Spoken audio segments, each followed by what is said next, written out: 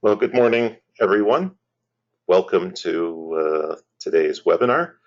My name is Franklin Smith, and I'm a partner at the Simon Phoenix Group. I hope everyone out there can hear me well. According to what I see on my end, my audio should be working fine. So hopefully everyone can hear me out there. Just so that everyone is aware, your microphones are muted at your end. That is just to enable you and allow you to carry on with your day. We certainly understand, especially in schools and especially at the beginning of each school year, things are quite busy and can sometimes get noisy. So feel free to carry on. You won't Any noise in the background won't be disturbing anyone else. So that's good. And I also wanted to thank our friends at ACSI for helping us pull together this webinar. It's always a pleasure to speak about this topic because it's certainly something that lots of faith-based schools in our country have to do on an annual basis, and nobody really likes doing it. So I'm happy to be able to speak about it today.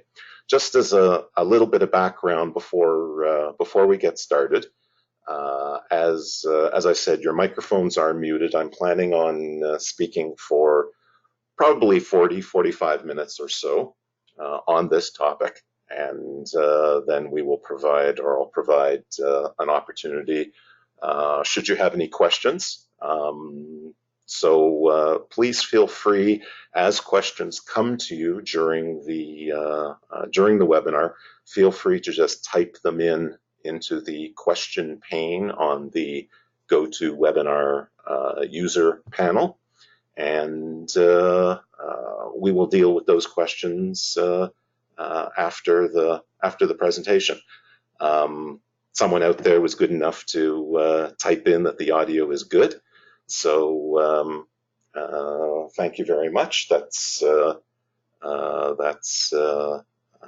good to know.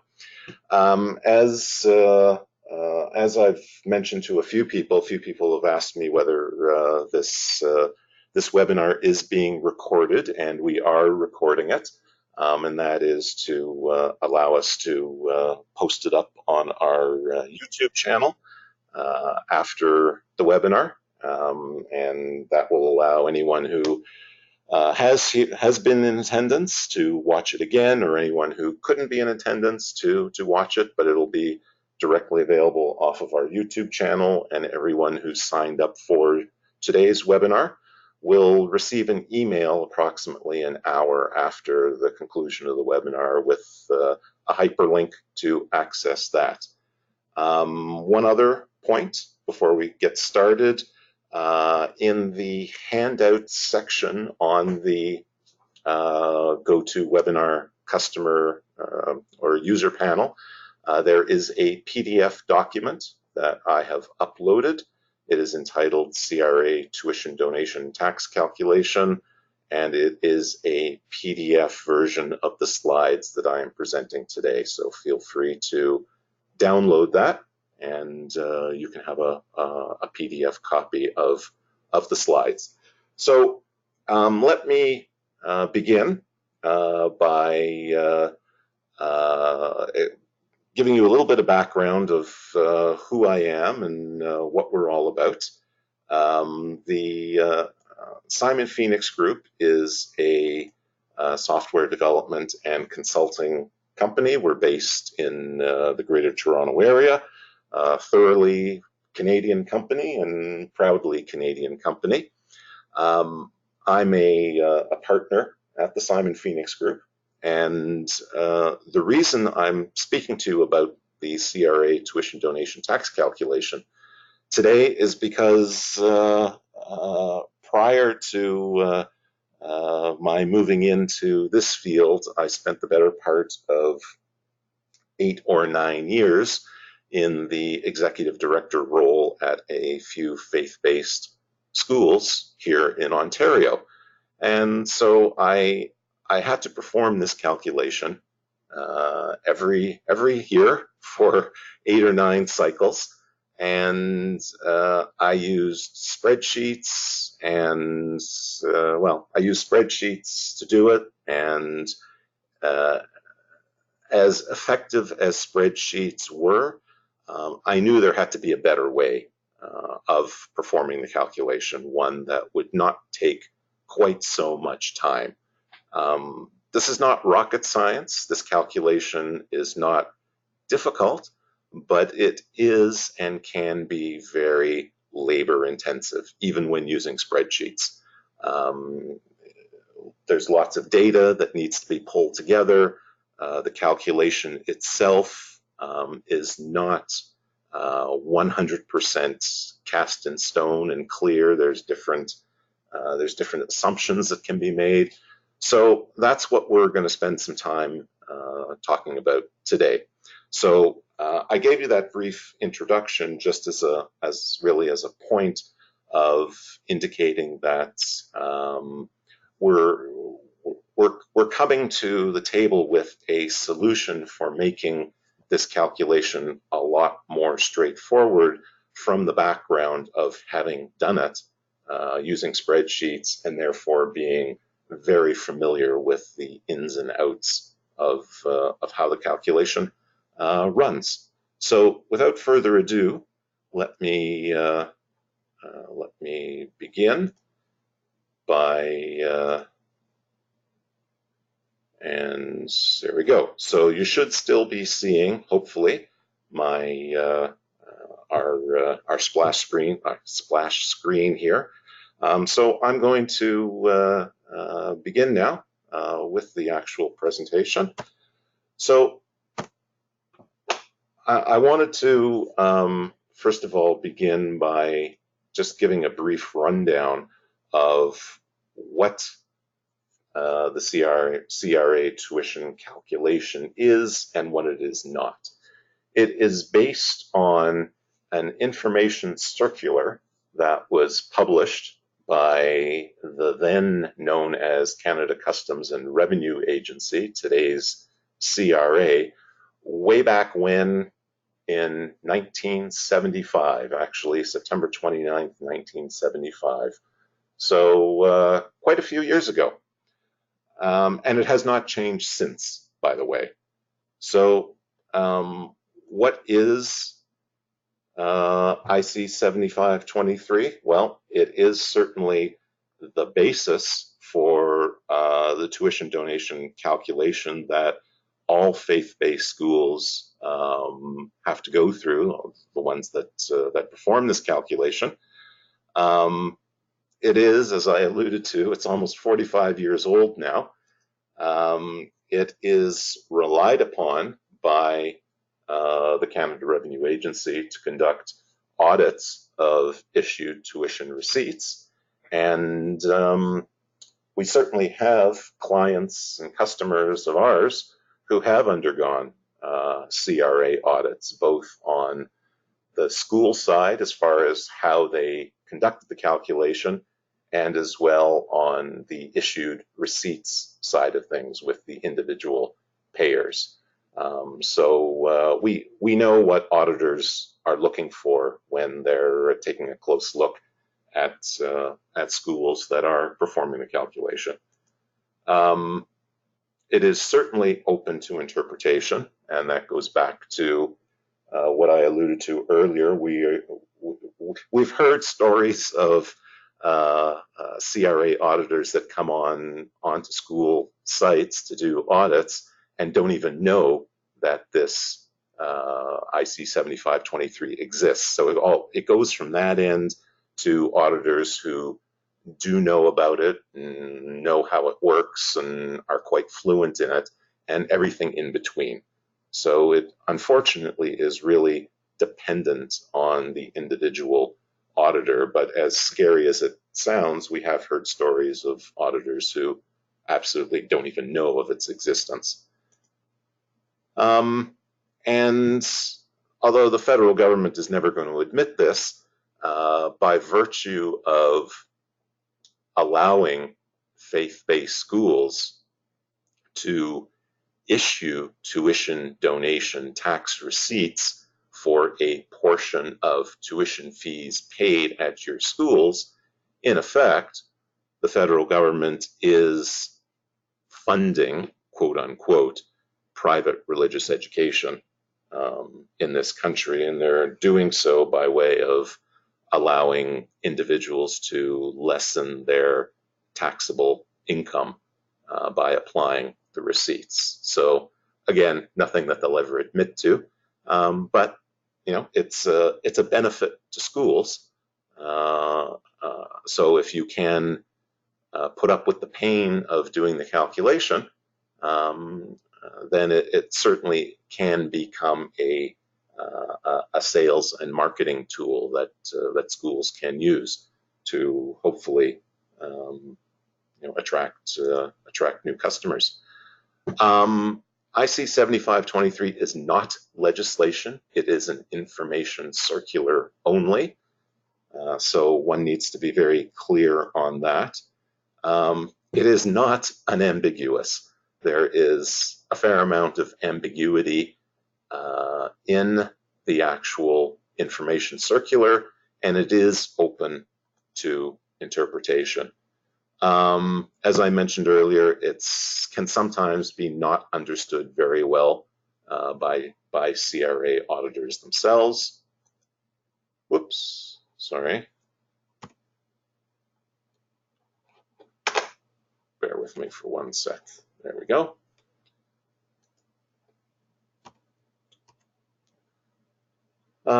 And so I've been talking a lot about IC 7523, and there it is on the screen. You should be seeing it on the screen right now. That's where you can find it. I'm actually going to provide that to you right now. That's also going to be in the PDF slides that I have provided to you. So by all means, feel free to take a look, and this is posted on CRA's website, so you can take a read through it. So that's IC 7523. So I'm going to move into what the various components of the tax calculation are now, and these are really at the sort of the 10,000 foot level. These are the things that need to be included as part of the overall tax calculation. So there's secular and religious curriculum that needs to be considered. There's student population data that needs to be built into the calculation. There's the overall school's expenditures that needs to be taken into consideration. There is something called non-parent income that is also another component of the calculation. And of course, the actual tuition that is being paid on behalf of students also needs to be considered. So once all of that is pulled in,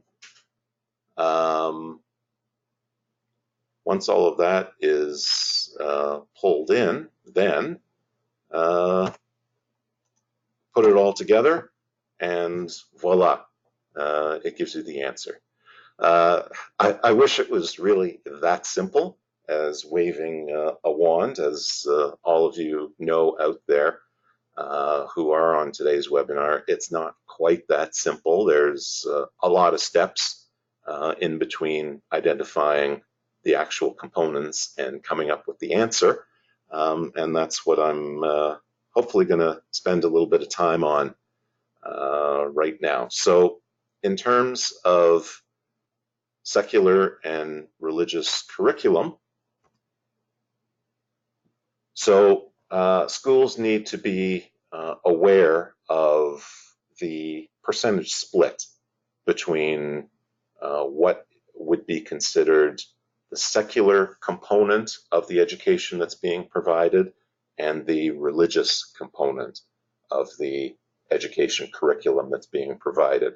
And that could be as simple as just a straight, 65, 35, 50, 50, whatever, split evenly across all grades, or it could be a specific percentage split that differs from one grade to the next. But that does need to be taken into consideration. One needs to determine how that percentage split is actually derived. Is it based on the actual daily, weekly school schedule, grade schedule, class schedule? Is it based on an assessment of the curriculum? Is it a number that's just made up? Hopefully it's not just made up. And it really does need to have some solid basis for making that percentage split, because that's probably one question if CRA ever does decide to come on site and audit. That's going to be one question that they're going to ask. And obviously, the higher the split is weighted towards the religious side, the more questions CRA potentially is going to be asking, because of course the whole purpose of this calculation is to generate donation receipts for what CRA calls the allowable portion, and the allowable portion will be some percentage of the religious component. So the higher the religious split, the greater the value of the receipts, and therefore the greater attention they will draw from CRA. As I mentioned before, these splits can be across the whole school, or they can be grade specific, and that's a decision that you as a school needs to make. And the question always comes up, how do you deal with two separate academic years? Because the tax calculation is based on a tax year, namely January to December, but that January to December calendar year is composed of two academic years. So how do you handle that with two different years, with potentially two different curriculum percentage splits? So that adds an additional level of complexity to the calculation. And I always ask these questions: are the assumptions that you've made, are they reasonable, and are they defendable? So again, if you're sitting with an auditor, can you reasonably defend the choices, the data choices, the assumptions that you've made? And it always helps to have things down on paper, and particularly with determining a split of secular versus religious curriculum.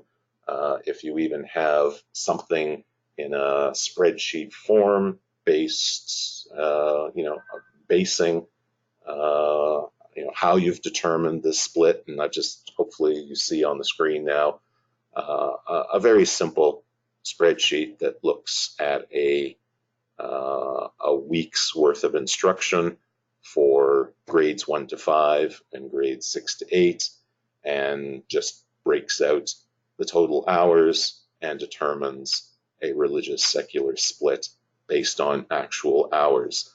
The more data that you can present like this in an audit situation, the less likely an auditor is going to come back and question it. And that's really the long and the short of it. So that's what one would tend to need to do in order to determine the secular and religious curriculum splits. So let's move on from there, and let's talk about student population data. So one needs to know for sure how many students are enrolled and how many students are enrolled for one academic year and how many students are enrolled for the second academic year in that tax year. And for sure, if you're dealing with different curriculum percentage splits by grade, then it's not enough to just know the total number of students. You need to know the students split by grade as well. How do you deal with late admissions and early departures? Again, going back to what is reasonable and what is defendable, if you had a student who was admitted at some point after the start of the school year, then they weren't present for the full school year, and therefore they should not, if you're really being precise about it, they should not receive, or whoever's paying their tuition should not receive the same full receipt that a student who was present for the full school year would otherwise receive. So dealing with that, how easy or how difficult is it to deal with that? Because we're dealing with multiple academic years, then we need to know this data not just for 1 year, but for two academic years in any particular tax year. We also need to draw a distinction between an actual student count versus full-time equivalent students. You may have, especially in the younger grades, JK, SK, you may not have full-time programs. You may have half-time programs. So a single student attending a full-time program versus a single student attending a half-day program, those two students should not get the same tax receipt, again, if one is being precise about it. And again, is it reasonable and is it defendable? And I raise those points because, you know, we want to do what's best for our students and for the people who are paying money to send students to our schools. And the last thing we want is, you know, to be on the receiving end of issues that CRA raises, and then have to communicate that to our tuition payers and have to reissue receipts. So it's better to think about and deal with these beforehand rather than having to come at it afterwards.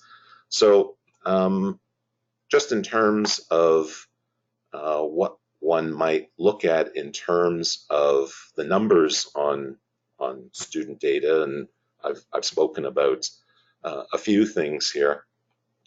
So you can see here just a simple spreadsheet showing the different grades, student population count for 1 year, one academic year, student population count for the second academic year, within that calendar year, coming up with a total, just a straight simple sum. But lo and behold, this JK program is actually a half-day program. So the calculation is modified to generate a student number based on that half-day program. And then, of course, we're dealing with 2 academic years within a calendar year, one representing 6 months of the year, one representing 4 months of the year. So then performing that calculation to weight the student population counts in both those academic years to come up with a weighted average full-time equivalent student number. So you can see how the actual student counts can generate a somewhat different weighted average student number for the calendar year or the tax year.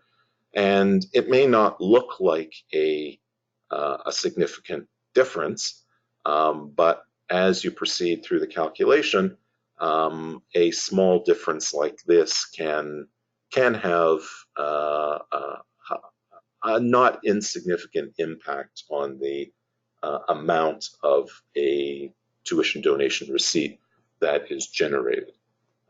We could be talking a difference of, multiple hundreds of dollars. Okay.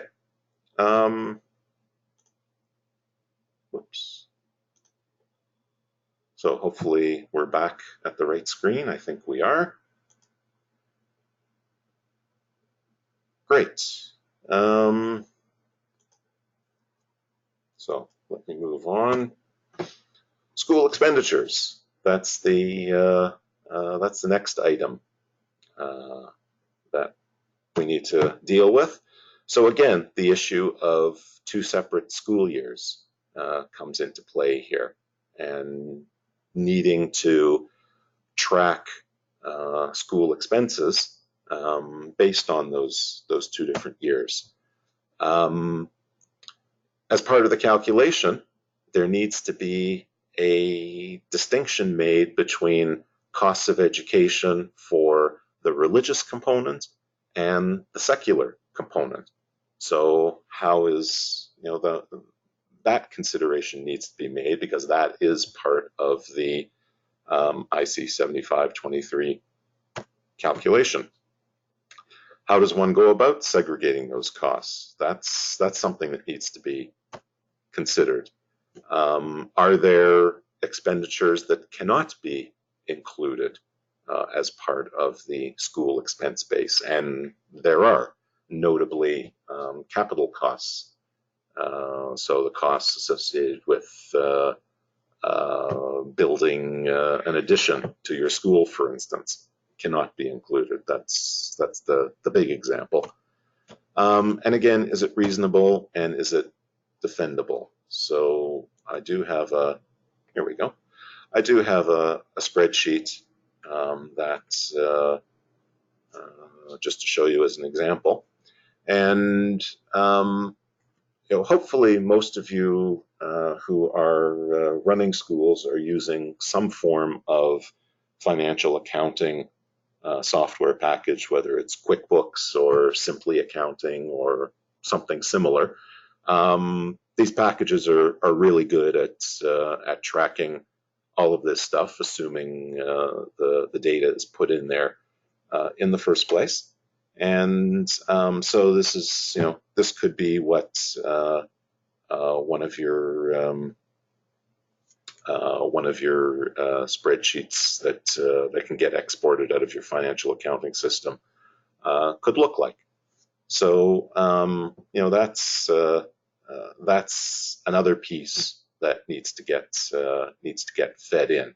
And so you can see here, we've just, for simplicity's sake, just aggregated all of the expenditures, but you could have very easily have split them out, January to June and September to December.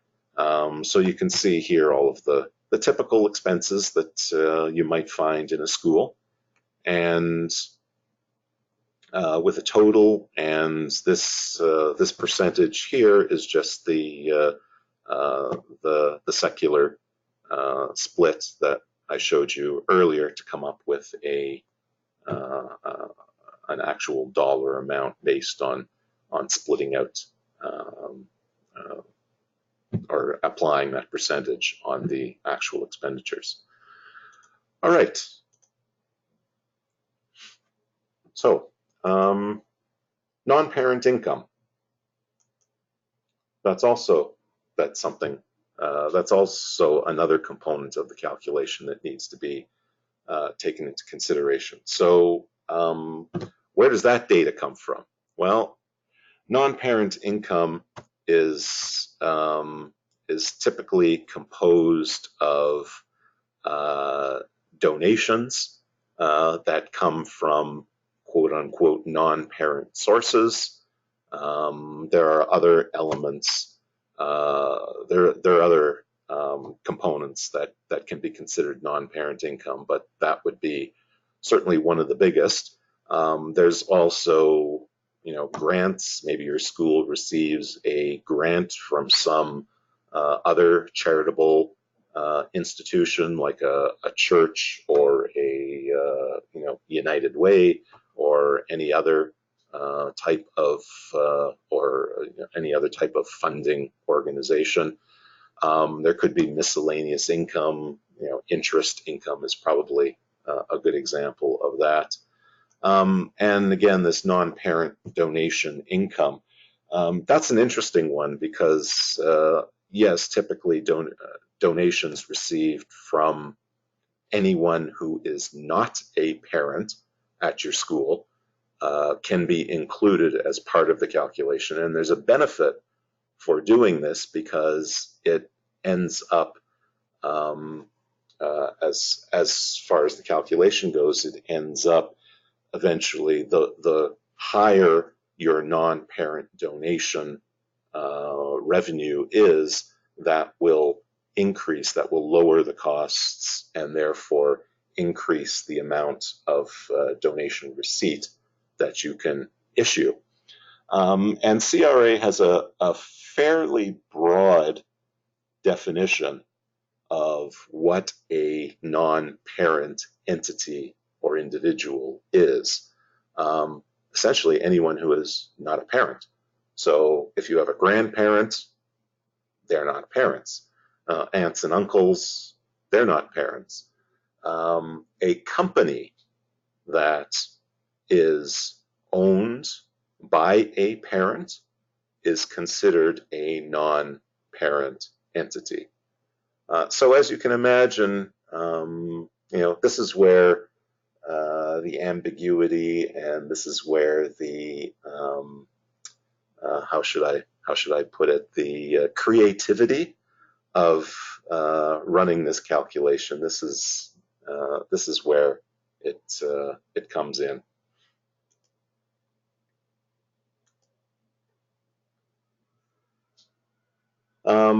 I think I already are any non-parent donation amounts not eligible for inclusion.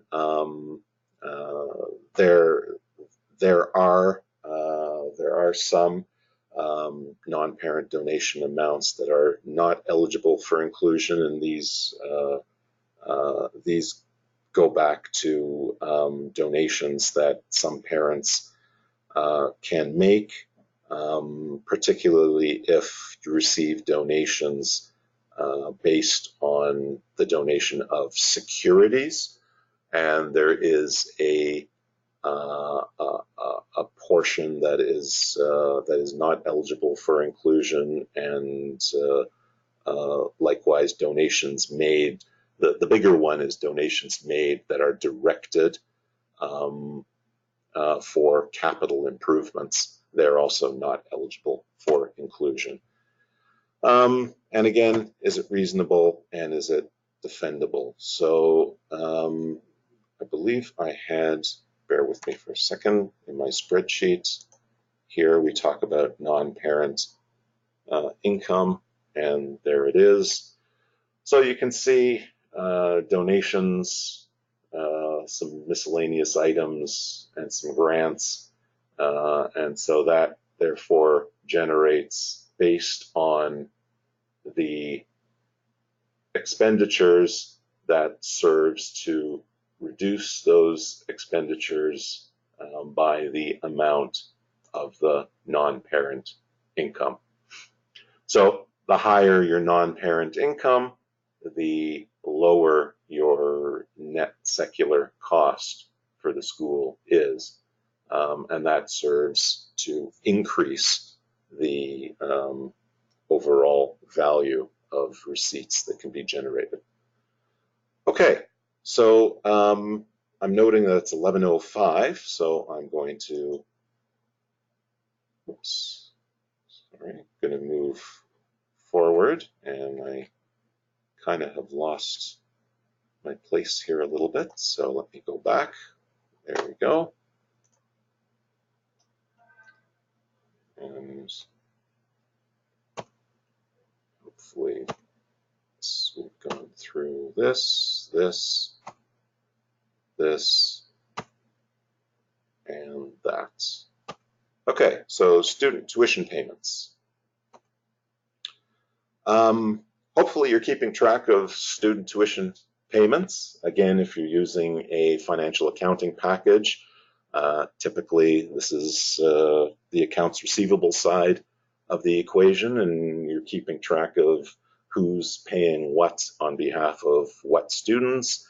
And if you're like most schools, you have parents paying, you have aunts, uncles, grandparents paying, maybe you have companies paying, and so on. So you need to keep track of that.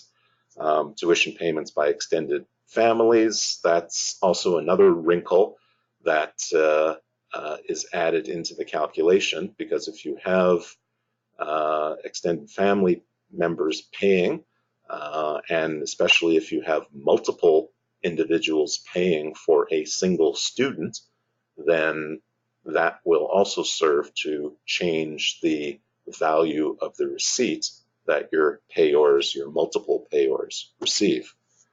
Parent-owned companies, there is special handling for that.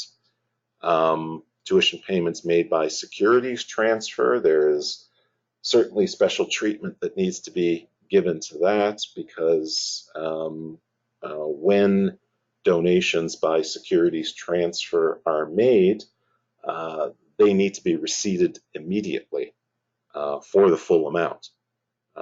And so that then, compare that to a donation receipt that is generated at the end of the year or the beginning of the following year for a percentage of the tuition paid. So how do you rationalize the two, and how do you deal with that? Well, the simplest way is to pick a percentage amount that up to which you will allow a tuition payment made by securities transfer. So if you know typically you issue receipts at around 70%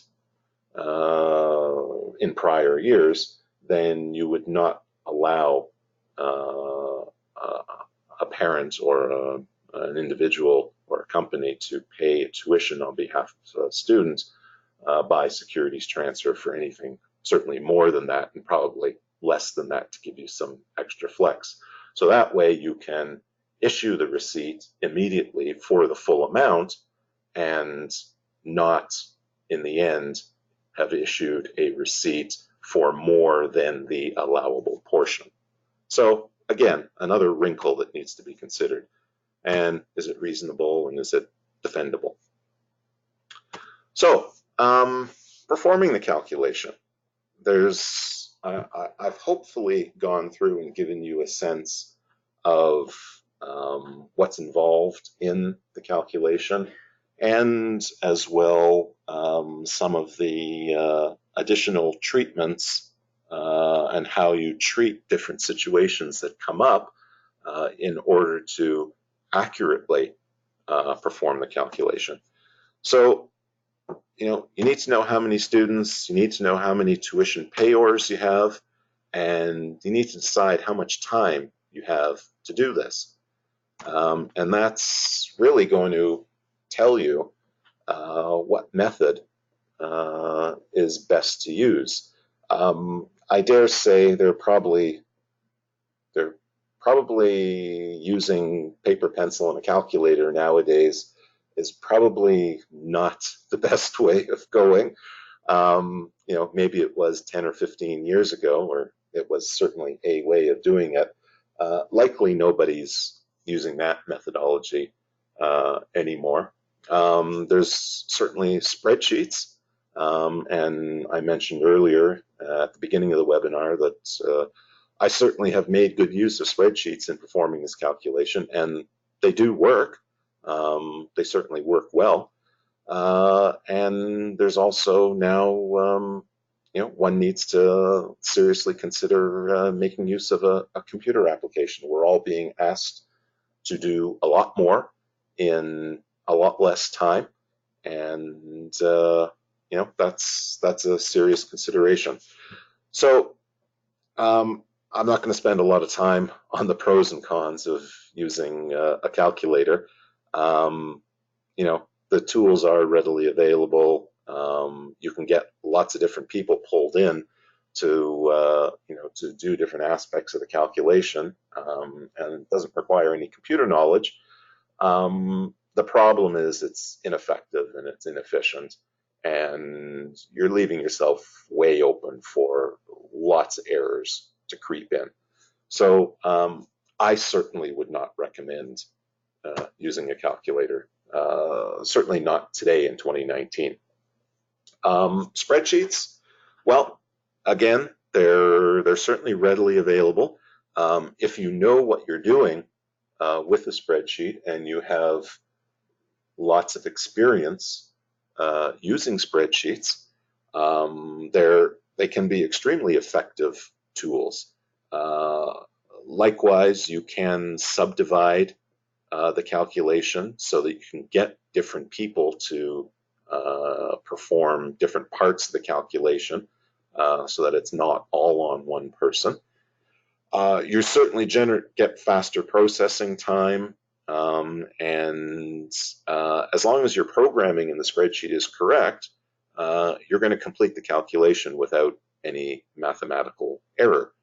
The flip side is that you kind of need to know what you're doing, and the more complicated the calculation gets, the more complicated your spreadsheet programming needs to be, and that requires spreadsheet programming knowledge. In other words, using functions, maybe even using some macros or some Visual Basic coding if you know that.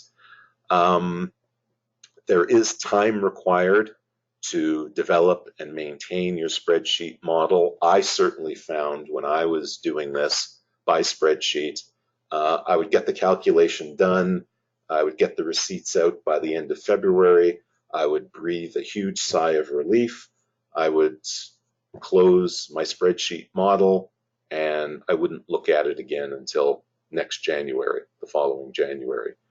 And then lots of things have changed in between, and I needed to then spend time and update the spreadsheet model and make sure it was working properly, and then start pulling in the new data. So there's a lot of manual data manipulations that may still be required. It requires you to maintain your spreadsheet model. So that's the spreadsheet side, and there's the computer app, using a computer application. Significant pros in using a computer application. Generally speaking, there'll be very simple numerical inputs. You don't really need to know computer programming or spreadsheet programming, because the software developers have done all the programming for you. You're just making sure that your data is entered and it's entered accurately. It allows for data checks, and it certainly performs the calculations very quickly. And again, as with spreadsheets, as long as the programming is correct, the calculation is going to be completed correctly without mathematical error. And again, the flip side to this is that everything comes with a cost. Whether you do it internally with a spreadsheet, there's a cost in terms of time and maintaining the model, or paying someone to build and maintain the model. Time involved in paying staff to pull data together. Likewise, with a computer application, there's obviously a purchase or an ongoing maintenance of the software that one needs to consider. So when talking about computer applications, we are only aware of one computer application that performs the CRA faith-based tax calculation from start to finish, and that's the product that we offer. And it is called Phoenix NP Complete, and it is the product that came out of my frustration of having to perform the calculation by spreadsheet 8-9 years running. I decided that there was a better way of doing things, and my business partner and I took a prototype database that I had developed when I was working as executive director in those faith-based schools that I mentioned, and built it out into a product and made sure that the product was capable of performing the faith-based tax calculation. And this is it. And we're proud to say that we have clients and customers that are using our software. Our software is perfectly capable of being a single school business database. It has a contacts module, a student module, a staff module, revenue module. It generates reports. It does. There's a whole course grade report card module. It allows. It also has an events module. But what we're here to talk about today is the tax calculation, and in our software, this is the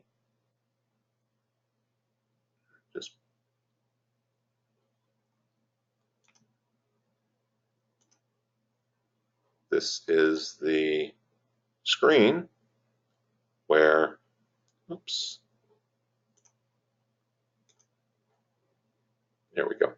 This is the part of the application that does automate the CRA tax calculation. And on this one screen, you will see pretty much everything that we've spoken about today. And this is where the beauty of using a software application to do this comes into play, because our software has all of those components, is a repository for all of that data that is part and parcel of the calculation. The software knows how many students have been enrolled in the school in both of the academic years. You provide the simple inputs out of your financial accounting system for the expenditure base. We can easily import your tuition payment revenues out of your financial accounting system into our software, so there's no need for double data entry. Our software also allows you to track donations received and issue donation receipts, and so therefore all of the donations are already in the system, and the system already can identify your non-parent donation income automatically. So all of that's in the system, and it's it's ready to use, and it has a long track record of being used, and it works quite well. So it's simply a matter of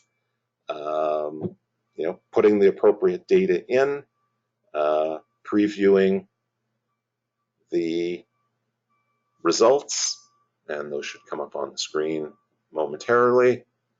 And there's just some limited data in here, but these are the results that it generates. You can export that, review it further, and when you're ready, you can tell the system to generate the tuition donation receipts, and it will automatically issue those receipts, and then they're available to print out.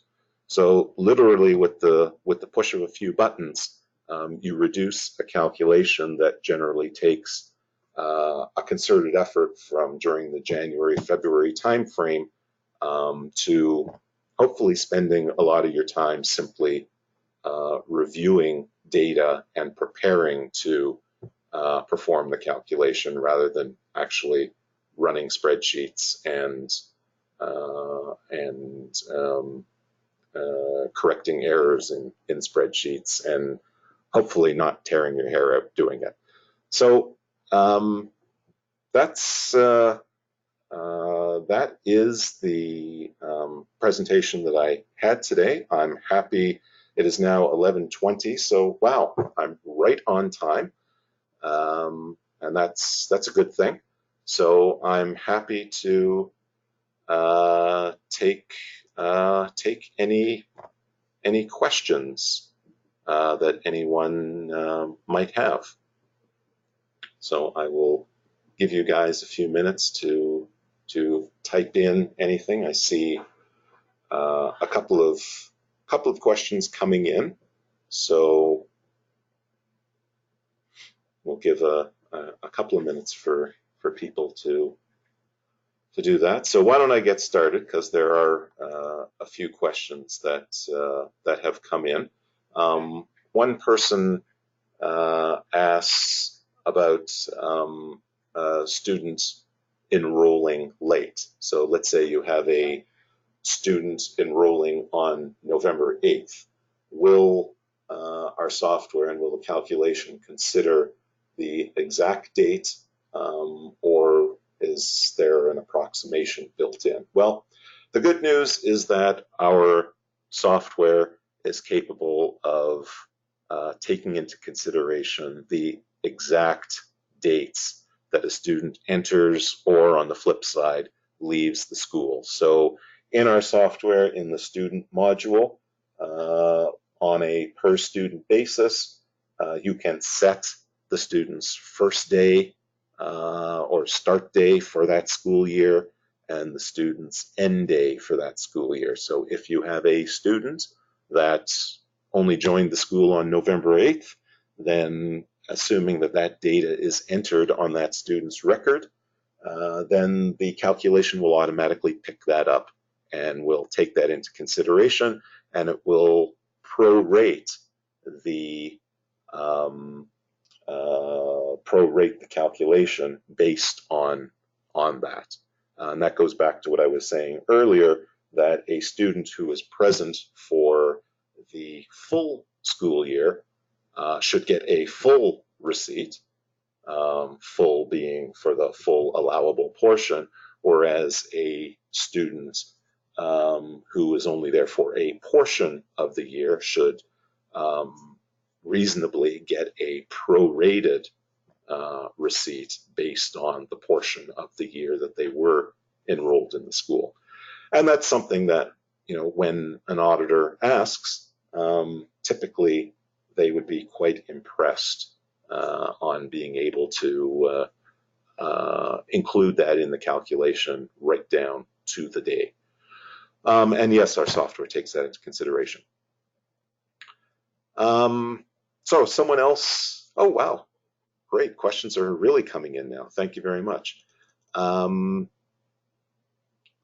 So someone's asked about the difference between a grant and a non-parent donation. So a grant could be that your school, for instance, receives money from some other charitable organization, such as United Way or a private family foundation, and it's a church, let's say, or some other religious organization, and it's a bucket of money that is given to the school for some charitable purpose, such as funding curriculum development or some other purpose. So that would be traditionally what a grant is. A non-parent donation is a donation of money from anyone who is not a parent at the school. The distinction is can be important from a receiving purpose, because if you're receiving a grant from another charitable organization, you wouldn't issue a receipt for that. But if you're receiving a donation from someone who isn't a parent, like an aunt, an uncle, a grandparent, or a company, then you would issue a receipt for it. Okay, so a few other questions here. For students under the age of 6, do you only have the option for a tuition donation receipt, or can they also have an option for a childcare receipt? And yes, the answer to the question is yes, both options are available. I believe, let me just pull that up on the screen. I believe the person that asked the question was asking about this generate receipts for students under 6 years of age. When that's ticked, then yes, it will issue a tuition donation receipt for those students. When it is not ticked, then childcare receipts can be generated for those students. So that's hopefully the answer to that calculation. And yes, our software supports both. So someone else asked a question about the calculation and issuing receipts without having charitable status. And the answer to that question is no. The Canada Revenue Agency only allows registered charitable organizations to issue donation receipts, tax receipts for donations. And that's effectively what the tuition donation receipt is. You are issuing a receipt for tuitions paid, or a portion of tuitions paid, as if it were a donation. And CRA only allows registered charitable organizations to issue donation receipts. Okay, just trying to go through the other questions. Oh, cool. Somebody asked a question. What if you have a situation where parents pay a portion of the tuition and grandparents, for instance, pay another portion of the tuition? This individual used a 70%, 30% split, but it could be any percentage split. Will our calculation prorate the receipts accordingly? And the answer to the question is yes. As I said, this is one of the benefits of using a software program to run the calculation, is that we do consider all of these eventualities. So in the situation, if you have a student that's there for the full year, has a parent or parents, husband and wife, who are paying the tuition and they're the only tuition payors, then they will receive the full allowable receipt. If, though, on you have, for that same student, you have more than one tuition payor, then it would not be reasonable for both of those tuition payors to both receive full receipts. I think you could probably easily see our friends in Ottawa having a problem with that. So our software, when it performs the calculation, will automatically look at the proportion of tuition paid by the multiple payors. So let's say you're looking at the 70-30 split. So the parents have paid 70%, the grandparents have paid 30%. It will prorate the generated tuition receipts to the parents and grandparents according to that same percentage split. And we know, talking to CRA and CRA auditors, that is what they consider the most reasonable treatment. We have been asked questions before by schools, well, can we override that and assign 100% to one and 0% to another? And the answer to that question is no, because that would not be considered reasonable by CRA. And so the whole point of using a software application like this is to make sure that year over year you're consistent and fair in the treatment and reasonable in the treatment of generating these receipts. So the short answer to this question is yes, our software takes it into consideration, and that's how it takes it into consideration. And so I see it is 11:30. I believe I've gotten pretty much to pretty much all the questions. I believe there are a few more asked. What I will try and do is get back to individuals who I see there are likely 3 questions here that I've not been able to get to. But I also want to be respectful of everyone's time, and it is 11:30. So I am going to, first of all, say thank you very much to everyone for being in attendance today. If you haven't guessed already, I love talking about the CRA tax calculation because I did it for so many years, so might as well share the knowledge. Happy to do so. For those of you who may be interested in taking a closer look at our software, we would invite you to reach out to our sales department, and the person, our software sales specialist, is a gentleman by the name of Tony, Tony, and he can be reached via email at Tony, Tony, at simonphoenixgroup.ca. Yeah, we'd love to hear from you, and we'd certainly love to show you in more detail what our software can do. As I mentioned at the beginning of the presentation, you should receive an automated email from our system in about an hour's time that will point you to our website and to our YouTube channel, where a recording of this webinar will be available. And of course, if you want to reach out to us by telephone, you can also reach us here in Toronto at 905-850-6851. That's 905-850-6851. And I've always wanted to say this: operators are standing by now to take your call.